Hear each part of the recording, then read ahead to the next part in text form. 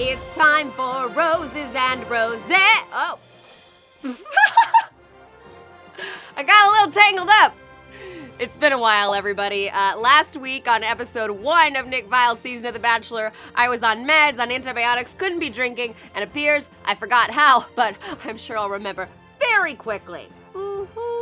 Here we go, episode 2 of Nick Viall's season, and these ladies came to play. Things started off like a comic book with a slap. What's that?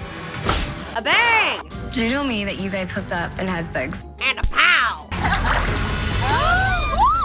The ladies start off with an interesting group date. They're all tasked to take wedding photos with Nick, and this photographer, aka Robin Williams from the Birdcage, Fussy, you do Martha Graham, is gonna help them do it. So each of the ladies gets a type of photo to be, and Corrine is upset because this girl, whose name I forget, gets to be the topless one in an extra small bikini bottom.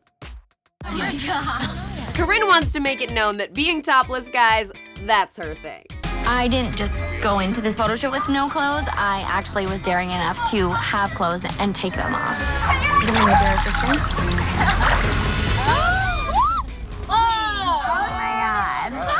Wow, that's super cute. So Corrine wins the challenge because in the beginning, the Bachelor can't tell who the villain is, so the villain always wins the challenges. And then later that night, Corrine interrupts everybody, like over and over again. She's interrupting everybody, 72 interruptions. And guess what? She gets a rose because in the beginning, the villains win the challenges.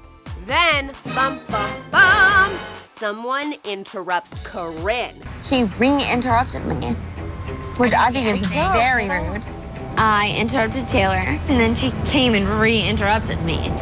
There's a way to go about things. The way I go about things is very classy. But don't worry, because Corrine is proud of everything she's done tonight, all her toplessness included, and she knows her dad would be too. I stepped out of my comfort zone many different times and angles. Dad would be proud, even though I was naked. He would be proud. Cheers to Corrine and her dad. He's out there.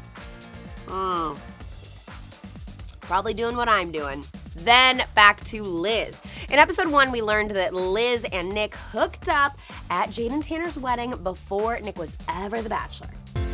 And Liz just can't keep this secret in anymore. She feels like Nick's ignoring her. So she tells Kristen, and Kristen promises she is not gonna tell anybody. I would never say a word about it, and they wouldn't even know that I knew. But drink if you think Kristen's gonna tell somebody.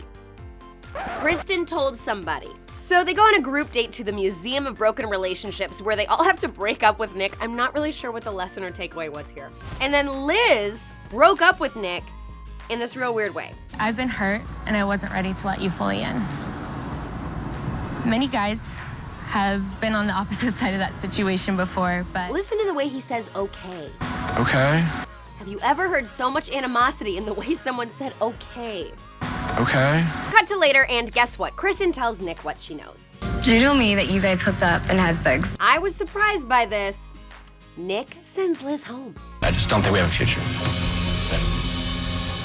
I just think it's best for both of us if I say goodbye tonight. Drink if you were surprised. Oh, wow. One of my eyelashes just fell out. Is it a real one or no? Well, no, none of them are real.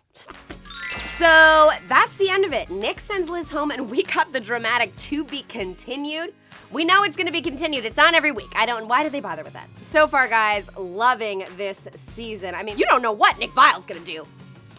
Let me know what you thought of this episode over on Twitter, and make sure to subscribe to ET on YouTube because we are gonna be here talking about The Bachelor and drinking to it every week. I'm still recovering from my illness, but you know, this will probably just clean out my insides. Have a great night, everybody.